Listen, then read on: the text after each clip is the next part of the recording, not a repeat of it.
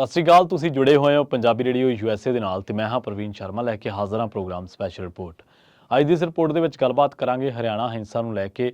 ਹਰਿਆਣਾ ਹਿੰਸਾ ਨੂੰ ਲੈ ਕੇ ਇਹ ਗੱਲ ਕਹੀ ਜਾ ਰਹੀ ਹੈ ਕਿ ਸਰਕਾਰ ਨੂੰ ਇਹ ਸਭ ਕੁਝ ਪਤਾ ਸੀ, ਇੰਟੈਲੀਜੈਂਸ ਰਿਪੋਰਟ ਸੀਗੀਆਂ, ਇਨਪੁਟ ਸੀਗੀਆਂ, ਪਰ ਬਾਵਜੂਦ ਇਸ ਦੇ ਇਹ ਸਭ ਕੁਝ ਹੋਣ ਦਿੱਤਾ ਗਿਆ, ਵਾਪਰਨ ਦਿੱਤਾ ਗਿਆ, ਕਿਉਂਕਿ ਸਰਕਾਰ ਨੂੰ ਇਹ 2024 ਦੇ ਵਿੱਚ ਲਾਭ ਦੇਊਗਾ। ਪੂਰੇ ਮੁਲਕ ਦੇ ਵਿੱਚ ਪੋਲਰਾਈਜੇਸ਼ਨ ਕਰਨ ਦੇ ਲਈ ਨੈਰੇਟਿਵ ਸਿਰਜਿਆ ਜਾਊਗਾ, ਘੱਟ ਗਿਣਤੀ ਵਰਸਸ ਬਹੁ ਗਿਣਤੀ। ਬਹੁ ਗਿਣਤੀ ਘੱਟ ਗਿਣਤੀਆਂ ਤੋਂ ਅਸੁਰੱਖਿਅਤ ਹੈ। ਇਹ ਗੱਲ ਅਸੀਂ ਨਹੀਂ ਕਹਿ ਰਹੇ, ਬਲਕਿ ਭਾਜਪਾ ਦਾ ਹੀ ਇੱਕ ਬਹੁਤ ਵੱਡਾ ਲੀਡਰ ਜਿਹਨੇ ਸਮੇਂ-ਸਮੇਂ 'ਤੇ ਭਾਜਪਾ ਨੂੰ, ਖਾਸ ਕਰਕੇ ਨਰਿੰਦਰ ਮੋਦੀ ਨੂੰ, ਪ੍ਰਧਾਨ ਮੰਤਰੀ ਭਾਰਤ ਨੂੰ ਸ਼ੀਸ਼ਾ ਦਿਖਾਉਣ ਦੀ ਕੋਸ਼ਿਸ਼ ਕੀਤੀ ਹੈ। ਇੱਕ ਵਾਰ ਫਿਰ ਤੋਂ ਉਸ ਲੀਡਰ ਦੇ ਬਿਆਨ ਚਰਚਾ ਦੇ ਵਿੱਚ ਨੇ। ਲੀਡਰ ਕੌਣ ਹੈ? ਇਹ ਲੀਡਰ ਹੈ ਸੱਤਿਆਪਾਲ ਮਲਿਕ। ਸੱਤਿਆਪਾਲ ਮਲਿਕ ਇੱਕ ਵਾਰ ਫਿਰ ਤੋਂ ਬੋਲੇ ਨੇ। ਉਹ ਕੀ ਬੋਲੇ ਨੇ ਤੇ ਕੀ ਕਹਿਣਾ ਚਾਹੁੰਦੇ ਨੇ, ਉਹਨਾਂ ਦੀ ਗੱਲ ਦੇ ਮਾਇਨੇ ਕੀ ਨੇ, ਇਹਦੇ ਬਾਰੇ ਹੀ ਗੱਲਬਾਤ ਕਰਾਂਗੇ। ਅਸਲ ਦੇ ਵਿੱਚ ਦਿੱਲੀ ਦੇ ਕਨਸਟੀਟਿਊਸ਼ਨ ਕਲੱਬ ਦੇ ਵਿੱਚ ਉਹ ਗੱਲਬਾਤ ਕਰ ਰਹੇ ਸੀਗੇ ਤੇ ਉਹਨਾਂ ਨੇ ਕਿਹਾ ਕਿ ਜਿਹੜੀ ਹਰਿਆਣਾ ਦੇ ਨੂੰਹ ਦੇ ਵਿੱਚ ਜਿਹੜੀ ਹਿੰਸਾ ਹੋਈ ਹੈ ਤੇ ਵੱਖ-ਵੱਖ ਖੇਤਰਾਂ ਦੇ ਵਿੱਚ ਹਰਿਆਣੇ ਦੇ ਵਿੱਚ ਫੈਲੀ ਹੈ, ਇਹ ਅਚਾਨਕ ਨਹੀਂ ਸੀ ਤੇ 7 ਤੋਂ 8 ਵੱਖ-ਵੱਖ ਥਾਵਾਂ ਤੇ ਜਿਹੜੇ ਹਮਲੇ ਨੇ ਫਿਰਕੂ ਪਾੜਾ ਪੈਦਾ ਕਰਨ ਦੇ ਉਦੇਸ਼ ਦੇ ਨਾਲ, ਮੰਤਵ ਦੇ ਨਾਲ ਇਹ ਜਿਹੜੀ ਹਿੰਸਾ ਉਹ ਯੋਜਨਾਬੱਧ ਸੀ, ਸਕੀਮਬੱਧ ਸੀ। ਉਹਨਾਂ ਦਾ ਕਹਿਣ ਦਾ ਭਾਵ ਅਰਥ ਜਿਹੜਾ ਬਣਦਾ ਉਹ ਇਹ ਹੈ ਕਿ ਇਸ ਮਸਲੇ ਦੇ ਵਿੱਚ ਜੋ ਹਰਿਆਣਾ ਦੇ ਵਿੱਚ ਵਾਪਰਿਆ ਉਹ ਇੱਕ ਘੜੀ ਕਢਾਈ ਸਕੀਮ ਦੇ ਤਹਿਤ ਹੋਇਆ। ਉਹ ਅੱਗੇ ਕਹਿੰਦੇ ਨੇ ਕਿ ਜਿਹੜੇ ਜਾਟ ਇਲਾਕੇ ਨੇ ਜਾਂ ਜਿਹੜੇ ਇੱਥੇ ਪੁਰਾਣੇ ਮੁਸਲਮਾਨ ਰਹਿੰਦੇ ਨੇ, ਉਹਨਾਂ ਦੇ ਵਿੱਚ ਪਹਿਲਾਂ ਕਦੇ ਵੀ ਭਾਈਚਾਰਕ ਦੁਫੇੜ ਜਿਹੜੀ ਉਹ ਨਹੀਂ ਹੋਈ।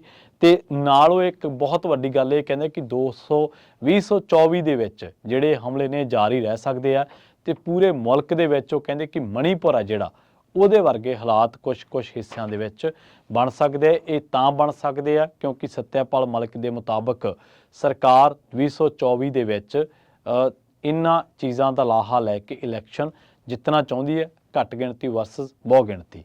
ਸੋ ਇਹ ਕਹਿੰਦੇ ਕਿ ਜਿਹੜੇ ਚੀਜ਼ਾਂ ਵਾਪਰੀਆਂ ਨੇ ਇਹ ਤਕਰੀਬਨ ਪ੍ਰੀ ਪਲੈਨਡ ਸੀ ਜਾਂ ਕਹਿ ਲਓ ਕਿ ਵੈਲ ਪਲੈਨਡ ਸੀਗੀਆਂ, ਜਿਹਦੇ ਕਰਕੇ ਇਹ ਹਿੰਸਾ ਵਾਪਰਨ ਦਿੱਤੀ ਗਈ। ਤੇ ਇਸ ਹਿੰਸਾ ਤੋਂ ਬਾਅਦ ਜੋ ਮਾਹੌਲ ਹੋਇਆ, ਜੋ ਨੈਰੇਟਿਵ ਬਣਿਆ, ਉਹਦਾ ਲਾਹਾ ਲਿਆ ਜਾਣਾ ਹੁਣ 2024 ਦੇ ਵਿੱਚ। ਸੱਤਿਆਪਾਲ ਮਲਿਕ ਦੀ ਇਹ ਗੱਲ ਛੋਟੀ ਨਹੀਂ ਹੈ, ਗੱਲ ਬਹੁਤ ਵੱਡੀ ਹੈ। ਉਹਨਾਂ ਨੇ ਕਿਹਾ ਕਿ ਜਿਹੜੇ ਪੁਲਵਾਮਾ ਤੇ ਬਾਲਾਕੋਟ ਹਮਲੇ ਹੈ, ਇਹਨਾਂ ਬਾਬਤ ਵੀ ਜਿਹੜੀਆਂ ਰਿਪੋਰਟਾਂ ਨੇ ਉਹਨਾਂ ਨੂੰ ਜਨਤਕ ਕੀਤਾ ਜਾਵੇ ਤੇ ਕਿਹੜੇ ਕਾਰਨਾਂ ਕਰਕੇ ਗਲਤੀਆਂ ਹੋਈਆਂ ਤੇ ਸਾਡੇ ਜਵਾਨ ਸ਼ਹੀਦ ਹੋਏ, ਇਹਦੇ ਬਾਰੇ ਵਿਸਥਾਰਪੂਰਵਕ ਲੋਕਾਂ ਨੂੰ ਦੱਸਿਆ ਜਾਵੇ ਤੇ ਵਾਈਟ ਪੇਪਰ ਵੀ ਉਹ ਕਹਿੰਦੇ ਕਿ ਜਾਰੀ ਕੀਤਾ ਜਾਣਾ ਚਾਹੀਦਾ। ਸੋ ਇਹ ਪਹਿਲੀ ਮਰਤਬਾ ਨਹੀਂ ਹੈ ਕਿ ਜਦੋਂ ਸੱਤਿਆਪਾਲ ਮਲਿਕ ਨੇ ਸਰਕਾਰ, ਖਾਸ ਕਰਕੇ ਮੋਦੀ ਸਰਕਾਰ ਤੇ ਨਿਸ਼ਾਨਾ ਸਾਧਿਆ ਹੋਵੇ। ਇਸ ਤੋਂ ਪਹਿਲਾਂ ਵੀ ਉਹ ਬੜੀ ਬੇਬਾਕੀ ਦੇ ਨਾਲ ਕਈ ਮਸਲਿਆਂ ਤੇ ਗੱਲਬਾਤ ਕਰ ਚੁੱਕੇ ਨੇ।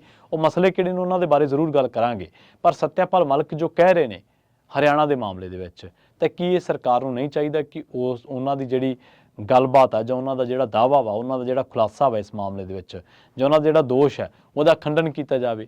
ਔਰ ਉਹ ਇਹ ਗੱਲ ਕਿਉਂ ਕਹਿ ਰਹੇ ਨੇ ਕਿ ਵੱਖ-ਵੱਖ ਥਾਵਾਂ ਤੇ ਹੋਈ ਹਿੰਸਾ ਉਹਦੇ ਲਈ ਸਰਕਾਰ ਨੂੰ ਪਤਾ ਸੀਗਾ। ਬਹੁਤ ਸਾਰੇ ਮੀਡੀਆ ਅਦਾਰਿਆਂ ਨੇ ਇਹ ਗੱਲ ਕਵਰ ਵੀ ਕੀਤੀ ਹੈ ਤੇ ਇਸ ਮੁੱਦੇ ਨੂੰ ਛੋਹਿਆ ਵੀ ਹੈ ਕਿ ਹਰਿਆਣਾ ਦੇ ਵਿੱਚ ਜੋ ਹਿੰਸਾ ਹੋਣੀ ਸੀ, ਮੋਨੂ ਮਾਨੇ ਸਰ ਦੀਆਂ ਜੋ ਵੀਡੀਓਜ਼ ਪਈਆਂ ਸੀ ਤੇ ਉਸ ਤੋਂ ਬਾਅਦ ਦੂਜੇ ਭਾਈਚਾਰੇ ਵੱਲੋਂ ਜੋ ਰਿਟੈਲੀਏਟ ਕੀਤਾ ਗਿਆ ਸੀ, ਜੋ ਜਵਾਬੀ ਕਹਿ ਲਓ ਕਿ ਵੀਡੀਓਜ਼ ਪਾਈਆਂ ਗਈਆਂ ਸਨ, ਤਾਂ ਉਹਨਾਂ ਤੋਂ ਪਤਾ ਸੀਗਾ ਕਿ ਇਹ ਚੀਜ਼ਾਂ ਵਾਪਰਨਗੀਆਂ। ਪਰ ਇਹ ਵਾਪਰਨ ਦਿੱਤੀਆਂ ਕਿਉਂ? ਇਹਨਾਂ ਦਾ ਫਾਇਦਾ ਕਿਹਨੂੰ ਹੈ? ਉਹ ਸੱਤਿਆਪਾਲ ਮਲਿਕ ਜਿਹੜੇ ਕਿ BJP ਦੇ ਬਹੁਤ ਵੱਡੇ ਲੀਡਰ ਨੇ, ਉਹਨਾਂ ਦਾ ਕਹਿਣਾ ਇਹ ਹੈ, ਉਹਨਾਂ ਦਾ ਦੋਸ਼ ਇਹ ਹੈ ਕਿ ਇਹਨਾਂ ਚੀਜ਼ਾਂ ਦਾ ਫਾਇਦਾ ਮੋਦੀ ਸਰਕਾਰ ਨੂੰ 2024 ਦੇ ਵਿੱਚ ਹੋਣਾ ਵਾ। ਸੱਤਿਆਪਾਲ ਮਲਿਕ ਇਸ ਤੋਂ ਪਹਿਲਾਂ ਵੀ ਕਿਸਾਨੀ ਅੰਦੋਲਨ ਵੇਲੇ ਸਰਕਾਰ ਤੇ ਨਿਸ਼ਾਨਾ ਲਾ ਚੁੱਕੇ ਆ। ਸੱਤਿਆਪਾਲ ਮਲਿਕ ਨੇ ਉਦੋਂ ਕਿਹਾ ਸੀਗਾ ਕਿ ਮੈਂ ਜਦੋਂ ਮੋਦੀ ਸਰਕਾਰ ਨੂੰ ਕਿਹਾ ਵਾ ਕਿ 750 ਕਿਸਾਨ ਸ਼ਹੀਦ ਹੋ ਚੁੱਕੇ ਆ ਤੇ ਕਿਹਾ ਕਿ ਉਹਨਾਂ ਜਿਹੜਾ ਮੋਦੀ ਸਾਹਿਬ ਦਾ ਰਵੱਈਆ ਸੀ ਉਹ ਬੜਾ ਘਮੰਡੀ ਸੀ, ਉਹ ਹੰਕਾਰੀ ਸੀ। ਇਸ ਤੋਂ ਵੀ ਇਲਾਵਾ ਉਹਨਾਂ ਨੇ ਗਵਰਨਰ ਦੇ ਅਹੁਦੇ ਬਾਰੇ ਇੱਕ ਬੜਾ ਬਿਆਨ ਦਿੱਤਾ ਸੀਗਾ ਜਿਹੜਾ ਬੜੀ ਚਰਚਾ ਦੇ ਵਿੱਚ ਰਿਹਾ। ਉਹ ਕਹਿੰਦੇ ਕਿ ਗਵਰਨਰ ਦਾ ਕੋਈ ਕੰਮ ਨਹੀਂ ਹੈ, ਕਸ਼ਮੀਰ ਦਾ ਜੋ ਗਵਰਨਰ ਆ ਉਹਦਾ ਕੰਮ ਸਿਰਫ ਦਾਰੂ ਪੀਣਾ ਤੇ ਕਲੱਬ ਦੇ ਵਿੱਚ ਜਾਣਾ ਵਾ। ਇਸ ਤੋਂ ਵੀ ਬਾਅਦ ਉਹ ਅਗਨੀਪਥ ਸਕੀਮ ਦਾ ਵਿਰੋਧ ਕਰ ਚੁੱਕੇ ਆ। ਅਗਨੀਪਥ ਸਕੀਮ ਜਿਹੜੀ ਆ ਉਹ ਸਰਕਾਰ ਨੇ ਲਿਆਂਦੀ ਸੀ, ਜਿਹਦੇ ਵਿੱਚ 4 ਸਾਲਾਂ ਵਾਸਤੇ ਨੌਜਵਾਨਾਂ ਨੂੰ ਭਰਤੀ ਕੀਤਾ ਜਾਣਾ ਸੀ ਫੌਜ ਦੇ ਵਿੱਚ। ਬਾਅਦ ਦੇ ਵਿੱਚ ਉਹਨਾਂ ਨੂੰ 4 ਸਾਲਾਂ ਬਾਅਦ ਘਰੇ ਤੋਰ ਦਿੱਤਾ ਜਾਣਾ ਸੀਗਾ, ਚਾਹੀਦਾ ਨਹੀਂ ਸੀ, ਮਾਫ ਕਰਨਾ। ਕਸ਼ਮੀਰ ਨੂੰ ਲੈ ਕੇ ਉਹ ਕੇਂਦਰ ਦੀ ਪਾਰਦਰਸ਼ਤਾ ਤੇ ਸਵਾਲ ਚੁੱਕ ਚੁੱਕੇ ਆ। ਹਾਲਾਂਕਿ ਉਹਨਾਂ ਨੇ ਭ੍ਰਿਸ਼ਟਾਚਾਰ ਦੇ ਮਾਮਲੇ ਦੇ ਵਿੱਚ ਵੀ ਇੱਕ 300 ਕਰੋੜ ਦੀ ਰਿਸ਼ਵਤਖੋਰੀ ਦਾ ਮਾਮਲਾ ਚੁੱਕਿਆ ਸੀਗਾ। ਉਹ ਕਹਿੰਦੇ ਕਿ ਜਦੋਂ ਇਹਨਾਂ ਮਾਮਲਿਆਂ ਦੇ ਵਿੱਚ ਕਾਰਵਾਈ ਨਹੀਂ ਕਰਨੀ ਸੱਤਿਆਪਾਲ ਮਲਿਕ ਕਹਿੰਦੇ, ਫਿਰ ਮੈਂ ਇਹਨਾਂ ਦੀ ਵਿਸਲ ਬਲੋਰਿੰਗ ਕਿਉਂ ਕਰਦਾ ਰਵਾਂ, ਮੈਂ ਕਿਉਂ ਵਾਰ-ਵਾਰ ਕਹਿੰਦਾ ਰਵਾਂ ਕਿ ਫਲਾਂ ਬੰਦੇ ਨੇ ਫਲਾਂ ਚੀਜ਼ ਕੀਤੀ ਆ, ਫਲਾਂ ਦੋਸ਼ੀ ਹੈ। ਸੋ ਇਹੋ ਜਿਹੇ ਬਿਆਨ ਨੇ ਸੱਤਿਆਪਾਲ ਮਲਿਕ ਦੇ, ਜਿਨ੍ਹਾਂ ਬਿਆਨਾਂ ਕਰਕੇ ਉਹਨਾਂ ਨੇ ਹਮੇਸ਼ਾ ਮੋਦੀ ਸਰਕਾਰ ਤੇ ਨਿਸ਼ਾਨਾ ਲਾਇਆ ਔਰ ਬੜੀ ਬੇਬਾਕੀ ਦੇ ਨਾਲ। ਹੁਣ ਸੱਤਿਆਪਾਲ ਮਲਿਕ ਐਸਾ ਕਰਦੇ ਕਿਉਂ ਨੇ, ਇੱਕ ਵੱਡਾ ਸਵਾਲ ਹੈ, ਤੇ ਇਹਦਾ ਫਾਇਦਾ ਕਿਸ ਨੂੰ ਹੈ। ਕੁਝ ਲੋਕ ਇਹਨੂੰ ਆਰਐਸਐਸ ਦੀ ਪੋਲਿਟਿਕਸ ਤੇ ਭਾਜਪਾ ਦੀ ਪੋਲਿਟਿਕਸ ਦੇ ਨਾਲ ਹੀ ਜੋੜ ਕੇ ਦੇਖਦੇ ਨੇ ਕਿ ਸੱਤਿਆਪਾਲ ਮਲਿਕ ਦੇ ਬਿਆਨਾਂ ਦੇ ਬਹਾਨੇ ਇਹ ਜਾਂਚ ਲਿਆ ਜਾਂਦਾ, ਪਰਖ ਲਿਆ ਜਾਂਦਾ ਕਿ ਬਈ ਦੇਸ਼ ਦੇ ਵਿੱਚ ਉਹਨਾਂ ਪ੍ਰਤੀ ਜਾਂ ਉਹਨਾਂ ਦੇ ਬਿਆਨਾਂ ਨੂੰ ਕਿੰਨੀ ਕੁ ਤਵੱਜੋ ਜਾਂ ਉਹਨਾਂ ਦੇ ਬਿਆਨਾਂ ਦੇ ਸੁਰ ਦੇ ਵਿੱਚ ਸੁਰ ਮਿਲਾਉਣ ਵਾਲੇ ਲੋਕ ਕਿੰਨੇ ਕੁ ਨੇ। ਉਸ ਤੋਂ ਵੀ ਇਲਾਵਾ ਸੱਤਿਆਪਾਲ ਮਲਿਕ ਦੇ ਬਾਰੇ ਕਿਹਾ ਜਾਂਦਾ ਕਿ ਬੜੇ ਮੂੰਹ ਫੁੱਟ ਲੀਡਰ ਨੇ, ਜੋ ਇਹਨਾਂ ਦੇ ਦਿਲ ਦੇ ਵਿੱਚ ਆਉਂਦਾ ਬੜੀ ਬੇਬਾਕੀ ਦੇ ਨਾਲ ਕਹਿ ਦਿੰਦੇ ਨੇ। ਤੁਹਾਨੂੰ ਯਾਦ ਹੋਣਾ ਸਿੱਧੂ ਮੂਸੇਵਾਲੇ ਦੀਆਂ ਗੀਤ ਦੇ ਵਿੱਚ ਕੁਝ ਲਾਈਨਾਂ ਨੇ ਜਿਹੜੀਆਂ ਕਿ ਸੱਤਿਆਪਾਲ ਮਲਿਕ ਦੇ ਹੀ ਇੱਕ ਸਟੇਜੀ ਭਾਸ਼ਣ ਜਾਂ ਇੱਕ ਸਟੇਟਮੈਂਟ ਤੋਂ ਲਈਆਂ ਗਈਆਂ ਨੇ। SYL ਦੇ ਵਿੱਚ ਇਹ ਲਾਈਨਾਂ ਨੇ ਤੇ ਸਿੱਖ ਭਾਈਚਾਰੇ ਦੇ ਸੰਦਰਭ ਦੇ ਵਿੱਚ ਇਹ ਲਾਈਨਾਂ ਕਹੀਆਂ ਗਈਆਂ ਨੇ। ਇਸ ਤੋਂ ਵੀ ਜੇ ਅੱਗੇ ਆਈਏ ਤਾਂ ਸੱਤਿਆਪਾਲ ਮਲਿਕ ਦੀ ਗੱਲ ਕਰੀਏ ਤਾਂ ਸੱਤਿਆਪਾਲ ਮਲਿਕ ਜਿਹੜੇ ਨੇ ਉਹ ਕਈ ਵਾਰ ਸਰਕਾਰ ਉੱਤੇ ਨਿਸ਼ਾਨਾ ਲਾ ਚੁੱਕੇ ਆ, ਤੇ ਸੱਤਿਆਪਾਲ ਮਲਿਕ ਨੂੰ ਇੰਨਾ ਦਮ ਕਿੱਥੋਂ ਮਿਲਦਾ, ਉਹਨਾਂ ਦੇ ਵਿੱਚ ਇੰਨਾ ਹੌਸਲਾ ਕਿੱਥੋਂ ਆਉਂਦਾ। ਇੱਕ ਤਾਂ ਉਹਨਾਂ ਦੇ ਬਾਰੇ ਕਿਹਾ ਜਾਂਦਾ ਕਿ ਉਹ ਆਪ ਹੀ ਇਹੋ ਜਿਹੀ ਸ਼ਖਸੀਅਤ ਦੇ ਮਾਲਕ ਆ ਜਿਹੜੇ ਕਿਸੇ ਦਾ ਡਰ ਭੈ ਨਹੀਂ ਮੰਨਦੇ। ਦੂਜਾ ਇਹ ਆ ਕਿ ਉੱਤਰ ਪ੍ਰਦੇਸ਼ ਦੇ ਵਿੱਚ ਜਾਟ ਭਾਈਚਾਰੇ ਜਿੱਥੋਂ ਉਹ ਆਉਂਦੇ ਨੇ, ਉਹਨਾਂ ਦੀ ਬੜੀ ਵੱਡੀ ਪਕੜ ਆ ਤੇ ਬਹੁਤ ਵੱਡੀ ਗਿਣਤੀ ਹੈ। ਭਾਜਪਾ ਨਹੀਂ ਚਾਹੁੰਦੀ ਕਿ ਉਹਨਾਂ ਨੂੰ ਨਾਰਾਜ਼ ਕਰ ਲਿਆ ਜਾਵੇ, ਇਸ ਕਰਕੇ ਮਲਿਕ ਤੇ ਉਹ ਕਦੇ ਕਾਰਵਾਈ ਨਹੀਂ ਕਰਦੇ। ਦੂਜੀ ਗੱਲ ਇਹ ਹੈ ਕਿ ਜਦੋਂ ਉੱਥੋਂ ਦੇ ਜਿਹੜੇ ਲੀਡਰ ਨੇ, ਜਿਹੜੇ ਉੱਥੋਂ ਦੇ ਪੋਲੀਟੀਕਲ ਐਨਾਲਿਸਟ ਨੇ, ਜਿਹੜੇ ਉੱਥੋਂ ਦੇ ਉੱਤਰ ਪ੍ਰਦੇਸ਼ ਦੀਆਂ ਸਾਰੀਆਂ ਚੀਜ਼ਾਂ ਨੂੰ ਦੇਖਦੇ ਨੇ, ਪੋਲਿਟਿਕਸ ਨੂੰ, ਉਹਨਾਂ ਦੇ ਵਿੱਚ ਉਹ ਕਹਿੰਦੇ ਨੇ ਕਈ ਪੱਤਰਕਾਰ ਕਿ ਮਲਿਕ ਬੇਸ਼ੱਕ ਜਯੰਤ ਚੌਧਰੀ ਤੇ ਦੇਵੀ ਲਾਲ ਜਿੰਨੀ ਪਕੜ ਤਾਂ ਨਹੀਂ ਰੱਖਦੇ, ਪਰ ਫਿਰ ਵੀ ਕਿਸਾਨੀ ਅੰਦੋਲਨ ਦੇ ਵਿੱਚ ਕਿਸਾਨਾਂ ਦੀ ਗੱਲ ਕਰਨ ਕਰਕੇ ਉਹਨਾਂ ਦੀ ਜਾਟ ਇਲਾਕਿਆਂ ਦੇ ਵਿੱਚ ਚੰਗੀ ਪਕੜ ਜ਼ਰੂਰ ਹੈ। ਇਸ ਕਰਕੇ ਭਾਜਪਾ ਜਾਂ ਭਾਜਪਾ ਦਾ ਕੋਈ ਲੀਡਰ ਉਹਨਾਂ ਦੇ ਨਾਲ ਪੰਗਾ ਲੈਣ ਦੀ ਜ਼ਰੂਰਤ ਨਹੀਂ ਕਰਦਾ। ਸੱਤਿਆਪਾਲ ਮਲਿਕ ਨੂੰ ਕੀ ਭਾਜਪਾ ਬੁਲਵਾਉਂਦੀ ਹੈ, ਕਿ RSS ਬੁਲਵਾਉਂਦੀ ਹੈ, ਇਹ ਇੱਕ ਵੱਖਰੀ ਗੱਲ ਹੈ।